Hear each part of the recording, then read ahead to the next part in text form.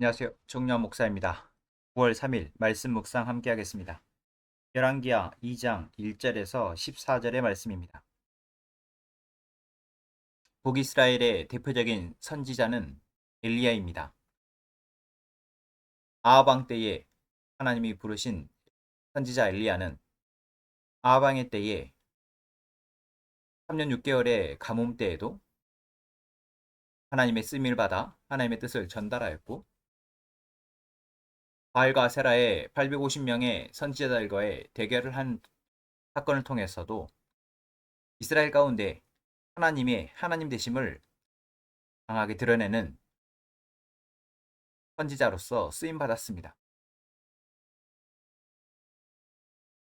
암흑과 같은 이 시대에, 모두가 자기의 뜻대로 하려는 이 시대에 하나님의 뜻을 전달하고 그 하나님의 일하심을 드러내는 것, 그것이 바로 선지자의 사명입니다. 엘리야는 그 사명을 감당하는 데 있어서 자기의 생명도 위태롭게 되는 위기를 맞습니다. 이스라엘 왕비가 엘리야를 죽이고자 했을 때 엘리야는 그것을 피해 도망가면서 하나님께 차라리 죽여달라 요청을 하기도 합니다.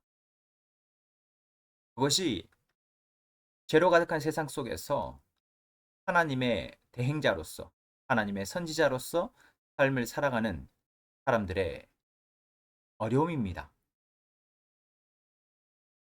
그때 하나님은 엘리야에게 남은 자가 있다라고 말씀하시며 이제 동역할 수 있는 선지자 생도들을 만나게 하십니다. 그 첫 번째가 바로 엘리사입니다. 하나님은 열왕기상 19장 16절에 엘리사에게 기름을 부어서 다음 선지자로 예비하라 명령하셨습니다. 그리고 엘리야는 엘리사를 찾아가서 선지자로서 콜링을 하고 이제 훈련을 합니다. 그리고 오늘 본문에서 엘리야는 하나님의 말씀에 따라서 이제 마지막 여행을 엘리사와 함께 합니다. 엘리야는 엘리사를 데리고 베델로, 여리고로, 요단강으로 가는 여정 속에서 엘리사에게 묻습니다. 나는 이제 주님의 분부대로 가야 한다. 너는 여기에 남아있거라. 여기에 남아있으라는 것은 권면이거나 명령처럼 보여지지만 사실 질문입니다.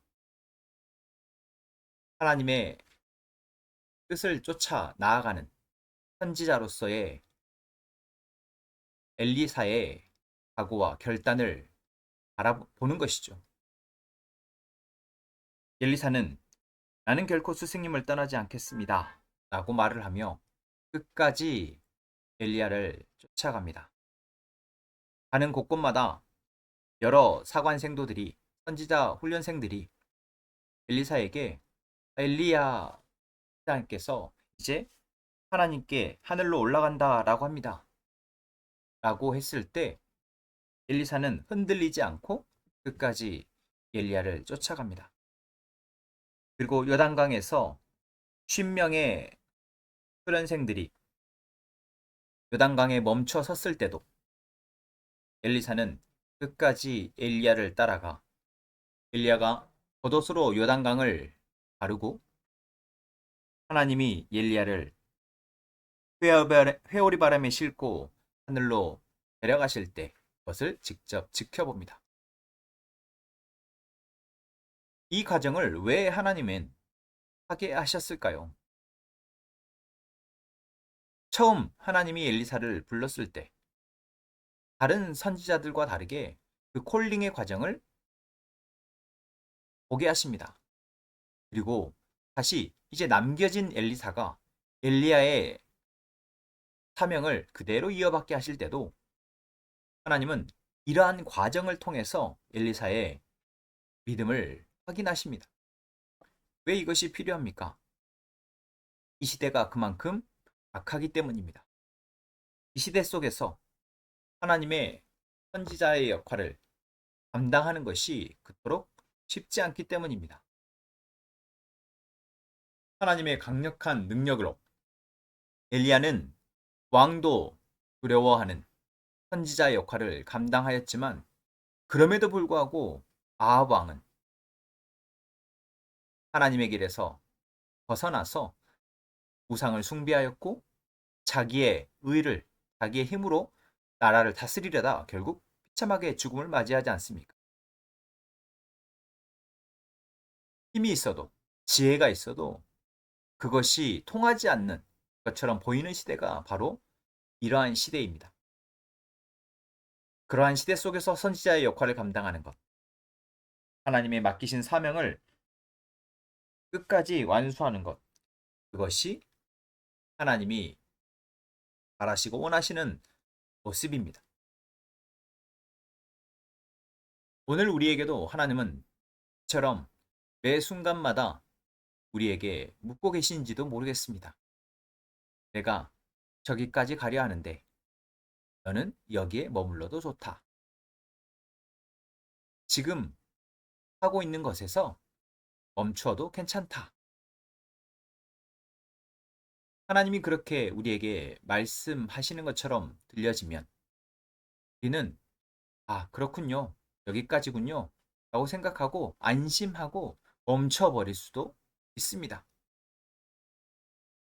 그러나 그때 우리는 봐야 합니다. 여기가 하나님의 사명의 종착역이 아니라 결국 이 시대가 모든 사람이 하나님 앞에 엎드려 예배하게 되는 그때, 모든 민족이, 모든 백성이 하나님께 돌아오게 되는 그때가 바로 종착역이라는 것을.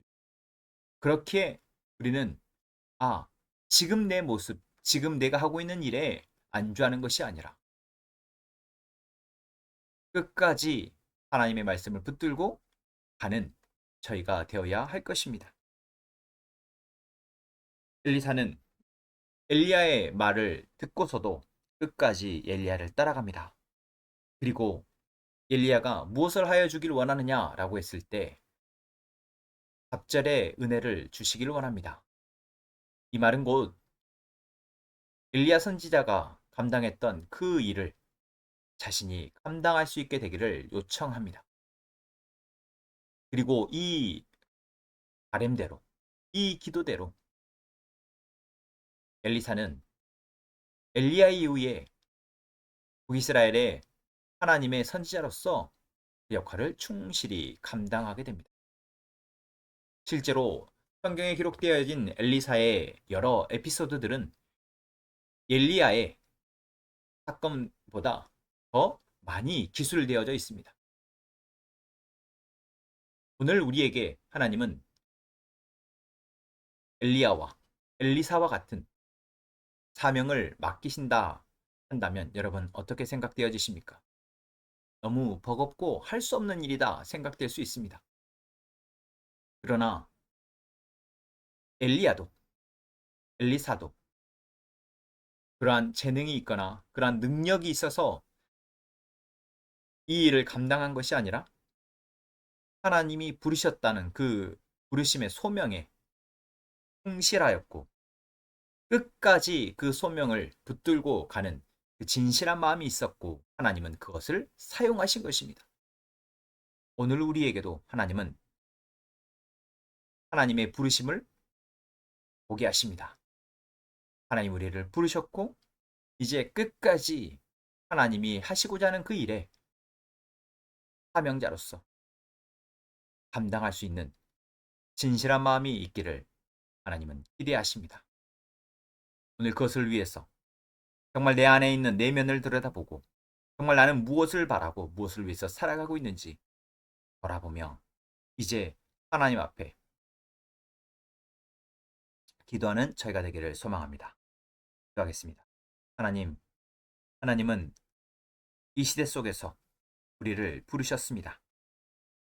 시대는 악하고 많은 사람들은 하나님조차 안중에도 없이 살아가며 하나님을 믿는 우리의 이야기들을 들으려 하지 않습니다. 그러나 하나님, 이 시대 속에 우리를 부르신 하나님의 부르심은 반드시 그 목적이 있으며 그것을 하나님은 이루어가실 줄로 믿습니다. 우리는 그 하나님의 부르심을 분명히 하고 끝까지 하나님의 부르심에 순종하는 저희가 되기를 소망합니다. 우리는 그럴 능력도 없고 지혜도 없지만 진실하게 하나님을 따라가고자 할 때, 하나님의 사명을 감당하고자 할 때 하나님이 지혜와 능력을 주실 줄로 믿습니다. 하나님 주신 지혜로 우리의 가정을, 우리의 교회를, 우리가 머무는 이 사회를 하나님의 나라로 확장시켜가는 저희가 되게 하여 주옵소서. 하나님 주시는 그 은혜와 복을 누리는 삶을 살아가게 하여 주옵소서. 예수님의 이름으로 기도합니다. 아멘.